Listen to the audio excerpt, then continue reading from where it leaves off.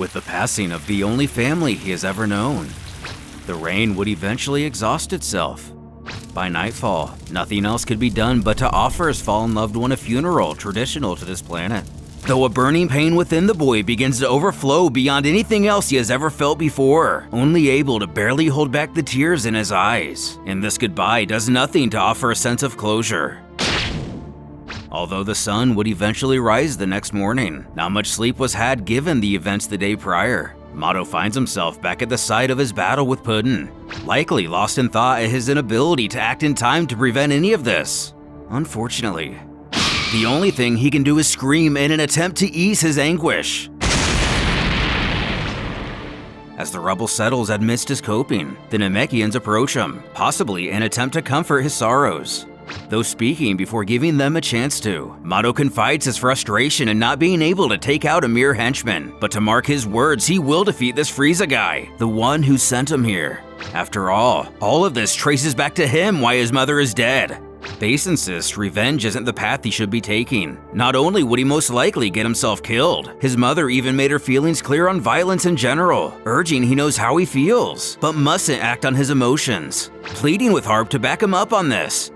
Surprisingly, the old-timer is completely silent and only makes eye contact with the boy, who's equally stoic in the quiet exchange. Finally speaking, he turns around instructing Mato to follow, which was unexpected to both young warriors. But the Saiyan agrees to do so nonetheless. Walking back to Harp's house, he ushers them both to a circle within, uttering the word, Piccolo. With a conspicuous rumble, the area is revealed to be a platform which begins to rise. The elderly Namekian explains he once wandered the universe in search of a home, before ending up here. Although much too young to do so of his own doing at the time, his parents left a letter telling him to remain on this world, and one day they would return for him. Unfortunately, decade after decade passed, so many Harp is not sure how long he's even been here, and his parents would never come back. One day, he happened to be looking around this room and grew suspicious this was no normal house, soon discovering its secrets and hidden areas, finding it was in fact a spaceship.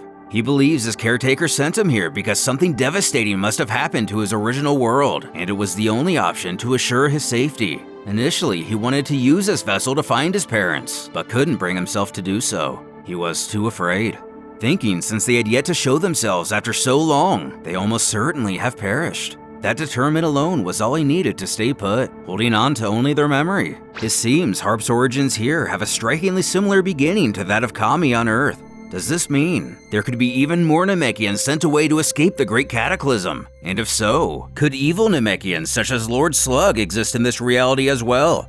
Alas, the people of this planet also rely on his healing ability, so he found himself comfortable among all the other races here. It seemed like a perfect fit for him, leading him to believe he would never use this dwelling as a spaceship again. But if Mato has made up his mind in avenging his mother, he will allow him to use it to do so. Unable to think of the words to say, he only thanks Harp for his generosity, his decision not having changed even slightly since Bass's attempt to sway him. Reaching into his vest, he would like him to take something along with him on his journey. He created it when he wanted to leave this world, a 4-star Dragon Ball. Harp then mentions the number on it will lead Mato where he wants to go. While the Namekian is not completely sure what the ball is, he felt great nostalgia when making it, almost like it were a subconscious or instinctual urge, similar to how a spider constructs its web. There could be even more of him on his homeworld, but if the Saiyan wills the orb's power near his heart, it'll guide him on the path he needs to traverse. Although it's very important he not overwhelm himself in this quest, as a weary warrior is not an effective warrior. But the only thing he's focused on is avenging his mother, no matter what it may take. With that, Harp informs Bass will be accompanying him, as his abilities will prove useful, and it's best not to travel alone when possible. With no argument, he agrees to follow his mentor's request, again reminding him to return here whenever they desire and not to feel forced. Mato thanks him once more, promising to do so, but for now, he only has a single goal in mind. Stepping off the ship, Harp looks on at his young students to see him off. Intensely gazing at the Dragon Ball, he genuinely puts his faith in what the old Namekian said. And suddenly, the 4 stars become 3. Finding this occurrence strange, he figures something must be guiding this thing after all, though mysterious regardless. Looking over to his friend, he then tells Bass he's ready to go, who's just as eager to get this started. slowly lifting from the dirt it has settled in over dozens of years. It launches into the void of space, his determination multiplying by the second. With fate guiding his direction, Mato propels towards his destination. But where exactly will that be? Right into the palm of Frieza himself, or somewhere else entirely? Elsewhere. Of all people, Pui, ages before he'd be possessed by Babidi, gets knocked on his back. Looking up at someone perched on a butte, the figure encompassed by the shadows scoffs for this worthless piece of trash to disappear from his sight immediately, claiming he isn't anywhere near strong enough to stand on the same stage as himself. With a bloody lip, the Zunian tightly clenches his fist, vowing someday he will defeat him. However, the mysterious fighter retains his confidence, uttering that simply will never be the case. If you're familiar with GT, we know this man to be Legic, who will one day become the personal bodyguard to the tyrannical Don Ki. His power even rivaled Goku before he utilized his Super Saiyan form. But of course, that all won't be the case until around 50 years from today, leaving us to wonder what his current strength actually is. Hovering over this world, our heroes find themselves with a bit of poise dictating their next action. Bass questions his comrade if there's something he's looking for on this planet, before talking over himself, also inquiring what kind of wish he made to will them here specifically. The whether Mato answers this is not revealed, as we only see him literally staring into space, not making a sound. Whatever he told his friend, they resolved to land below. This new place much different from the home they know, as giant blocks line every corner and every alleyway. Stepping off the ship, Bass again asks what they're looking for, prompting Mato to retrieve the ball from his gi. Staring into it, he puts all his focus on his one goal in mind. And in the middle of this maze-like area, he points ahead, stating wherever they need to be going, they need to head that way. Making their way through what can best be described as a small town, the Saiyan stops in front of a bar. Planting his feet, he explains he can feel an intense pressure that has led him here, like a mysterious force. Something I too have felt once or twice. Cautiously creaking open the door. Peering inside, they gaze around the immediate area. The bartender nervously greets the duo, as it appears there is only one other patron here. Legic, who lifts his hood to get a closer look at the pair, an ominous expression on his face, as if they've done something wrong simply by walking in here. For better or worse, he and Mato lock eyes, our hero feeling a strong force radiating from the stranger. Curious, he bluntly comments how it seems rather unlikely the Galactic Patrol would venture all the way out here. Not to mention, these two don't appear to be the space cop type. Legic interrogates what brought the Saiyan and Namekian here before him. Reflecting his transparency, Mato explains how he desires to defeat the one called Frieza, along with his entire army, to avenge his mother, and has been led to Legic himself if he wanted to be successful in doing so. Though, the man balks at the mention of Frieza, before letting out a bellowing laugh at the idea, something relatively expected at this point in the Dragon Ball timeline. Of course, this is a period in history when the likes of Frieza couldn't so much as be dreamt of challenging. However, he finds the statement of this naive boy interesting, instructing they follow him outside. Sending a wave of panic through the bartender, terrified for what comes next for the youngsters. A full moon hangs over the night sky. Below, the three make their way to wherever the stranger is taking them, while behind, several wanted posters line the wall, each bearing Legic's face. Never seen anything like this before, Bass only wonders why so many pictures of this guy are posted here, pondering if he could be famous or something.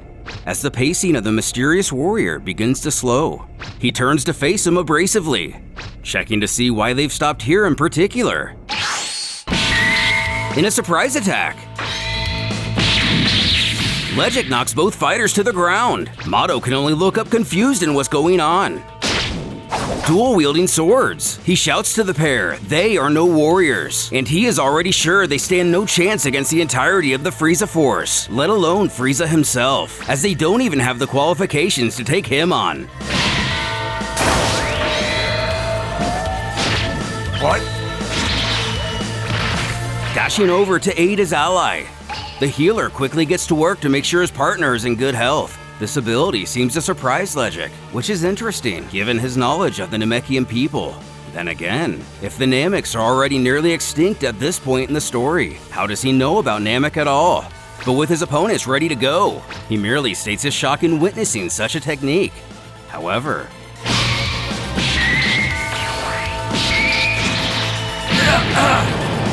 calling out to Bass in a commanding tone. The Namekian looks back at him bewildered. Legic scowls to know what he thinks he's doing just standing there, demanding he heal his friend immediately. Not understanding, and not arguing. He again kneels down, telling the wincing Mato to try to hold still. Quickly back on his feet. Just what is the mysterious stranger's plan? Could he possibly know about the Saiyan Zenkai ability? Or is he merely teaching the boy a sadistic lesson? Or maybe something much more sinister is at play. Again! Heal him, Namekian!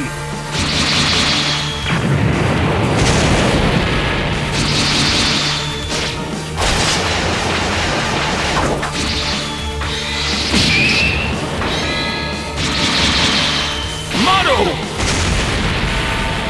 Although encumbered by the explosion, Mato comes out unscathed. Not only that, but he's actually flying for the first time. This causes Legic to merely stare at the boy for a moment, before descending from the sky. Maintaining his silence, he gestures for the Saiyan to follow, who's naturally a bit hesitant given the previous several minutes. Taking a moment to absorb the situation, Legic finally asks what Mato has learned in their fight. Answering for him, he informs Saiyans gain a substantial amount of power each time they return from the brink of death, so he sought to exploit this trait to offer the visitor a quick power boost. While the nature of how this must be implemented may sound terrifying, and maybe even downright cold-blooded, he assures he shouldn't look at this ability in such a way, as Saiyans such as he are bred to yearn for battle and bloodshed, a true race of warriors, an entire planet of maniacs who live only for conflict. But Mato here, he believes to be different, and guesses he is the offspring of one Saiyan in some other race, as he is clearly hesitant to fight. Whatever that may be, it likely gives him a type of additional benefit, some kind of defense mechanism. When something dire catches the attention of our hero, the full moon from before, caught dead in the headlights of the Bloods waves, which will soon transform him into a mindless Ozaru. What effect has this battle had on Mato in terms of his power level? And when he transforms, will the others even stand a chance in stopping him before he destroys the entire city?